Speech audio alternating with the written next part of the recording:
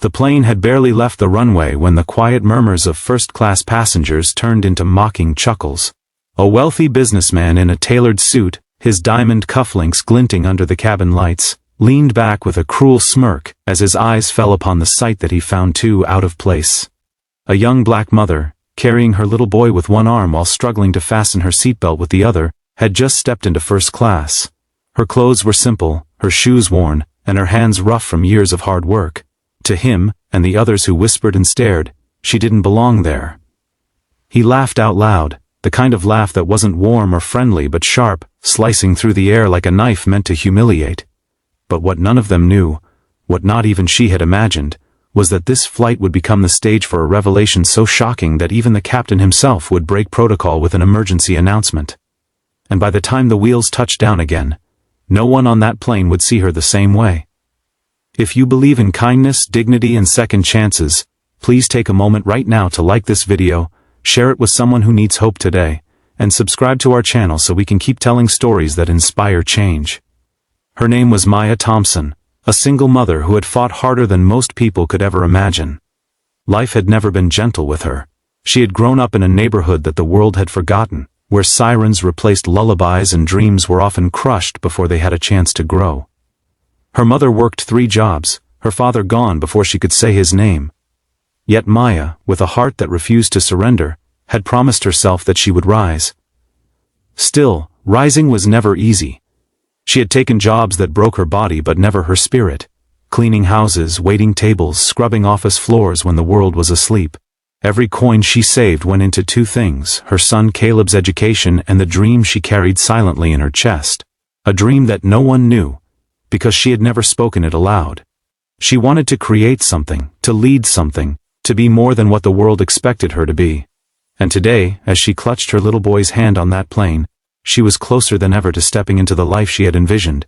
The ticket in her hand wasn't bought by luck, it wasn't charity, it was earned through countless nights of study, through failures she turned into lessons, and through courage that refused to break. She had been invited to attend one of the most important conferences in the country, an event where minds and leaders gathered, and where for the first time she would stand among them not as a worker serving drinks or wiping tables, but as a guest, a speaker, someone whose voice mattered. But the passengers around her didn't know that. All they saw was a black woman in plain clothes, with a child who clutched a small toy car and gazed with wide eyes at the polished shoes and shiny devices around him. The businessman who laughed at her, his name was Charles Whitmore, a millionaire investor with an ego as large as his bank account. He nudged the man beside him and whispered loud enough for Maya to hear, "Must have won the lottery. People like her don't belong here. She's better off back there with the rest." Maya felt her chest tighten. She had endured insults before, subtle and cruel, but somehow the sting was sharper now. Perhaps because Caleb was beside her, and his little eyes were watching, absorbing the way the world treated his mother. She smiled softly at him, hiding her pain. "It's okay, baby," she whispered, as she helped him settle into the wide leather seat. But deep down, her heart trembled with the fear that her son would grow up believing that laughter, mockery and prejudice defined his worth. As the flight continued, whispers followed her like shadows. The flight attendants, trained to mask their judgments, still cast quick glances that spoke volumes. Charles grew bolder, pulling out his phone and pretending to film, muttering sarcastically about documenting charity cases in first class.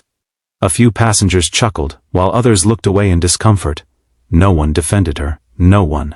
Then, mid-air, something happened that none of them expected. The seatbelt sign lit up as turbulence rattled the plane. Gasps filled the cabin, but the captain's voice soon cut through the static. "Ladies and gentlemen, this is your captain speaking. I need to make a special announcement. This is unusual, but it's a matter of great urgency."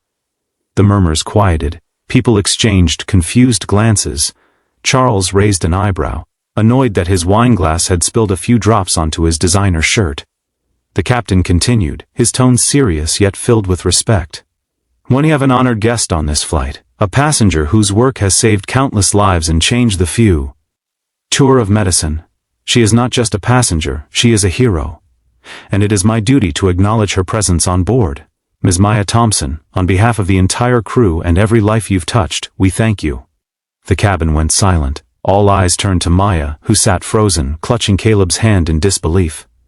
Because what no one knew, what Maya had never bragged about, was that beyond her jobs, beyond the exhaustion, she had pursued her studies in biomedical science. She had poured every free moment into research, working alongside mentors who saw her potential. And just months ago, her work had led to a breakthrough treatment for children with a rare genetic disorder, one that had given families hope where there had been none.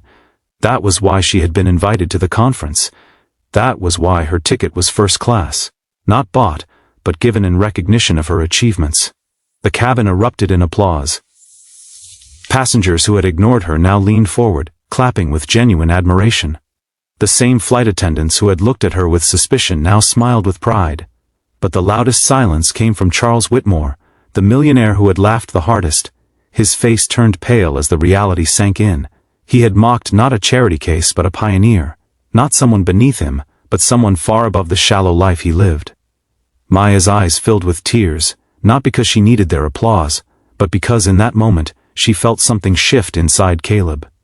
He looked at her with awe, his small chest swelling with pride. "That's my mom," he whispered, his voice trembling with joy. And for Maya, that was worth more than any recognition, any award, any applause. Her son saw her not as someone the world mocked, but as the hero she had always hoped to be in his eyes.